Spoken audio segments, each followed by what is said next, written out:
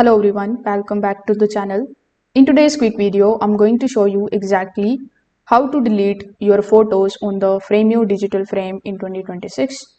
Now this includes deleting single photos and multiple photos the correct way. So first of all, on your Frameo digital frame, you just have to swipe to the photo which you want to basically delete.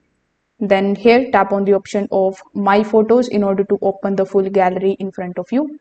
Now the section is going to show all of the photos which will be stored on your frame.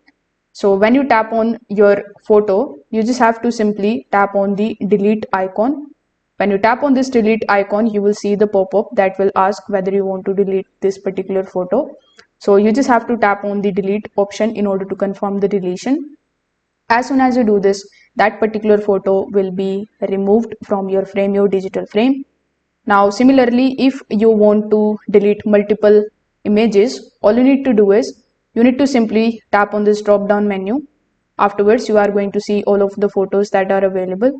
So you need to select those photos which you want to delete, then tap on the delete icon and then simply tap on the option of delete in order to basically delete all those photos. So if this video helped you out, make sure that you like this video and subscribe to the channel. Thanks for watching.